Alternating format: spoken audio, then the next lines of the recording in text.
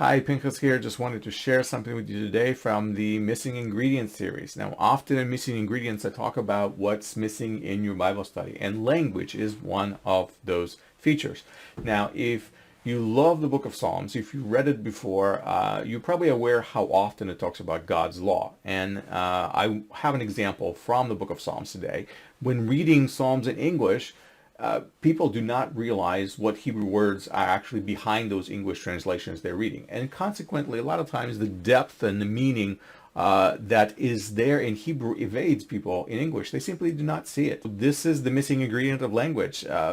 Take this particular verse, for example. In Hebrew, Psalm 119, verse 29 says, Derech sheker chaser mimeni v'toratecha chaneni. So what we have in English is, keep me from deceitful ways, be gracious to me, and teach me your law.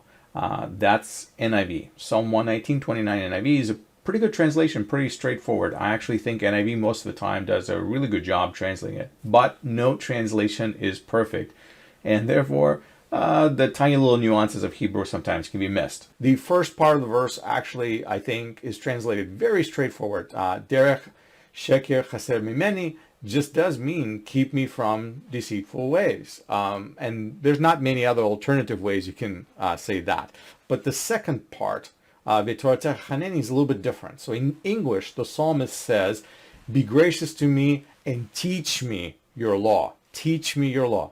Okay, when you read that phrase, v'toratecha chaneni, in Hebrew, it doesn't really mean that. In Hebrew, the text does not say anything about teaching or studying or learning or anything like that. It's not about education. See, it literally says in Hebrew, grace me or favor me with your Torah. That's what it says.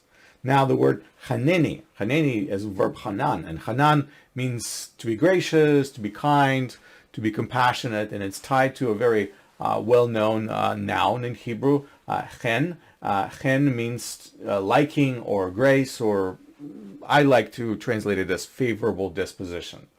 And then furthermore, if you look at the word Torah, it does not really mean law.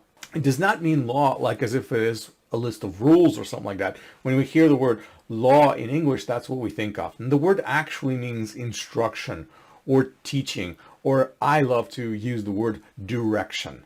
Now, the word Torah originates from yara, which means to shoot, to throw, to cast, something that you're doing in a particular direction, kind of like throwing a stone or shooting an arrow or something like that. And so the idea now, by knowing the root, becomes clear what the word Torah means. Just like a road sign that points you in a proper direction to travel, it tells you go this way. So does the Torah. It points you in the proper direction in life. Now, the etymology of the word Torah suggests that it has the same function as providing directions like a compass or a map would do.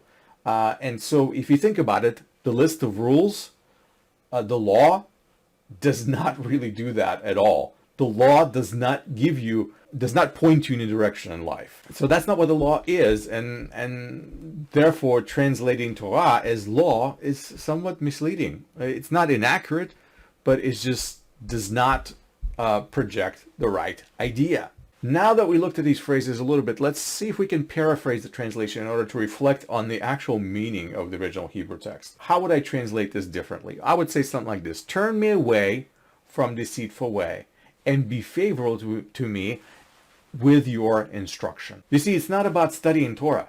It's not about education. The whole learning aspect, that's not it. Even though that is how it often is translated. The psalmist asks God to lead him in life by instructing him or pointing him, more specifically, in the right direction. You see, it's not about any rules or laws that need to be obeyed or stay away from disobeying such and such rules and laws. That's not what it's about. It's much simpler. Show me how to live. That's what he's saying. And at the same time, the psalmist asks God not to allow him to follow the wrong path. So I hope that you can see now that a simple phrase, teach me your law, can mean something a little bit different once you look at it in Hebrew.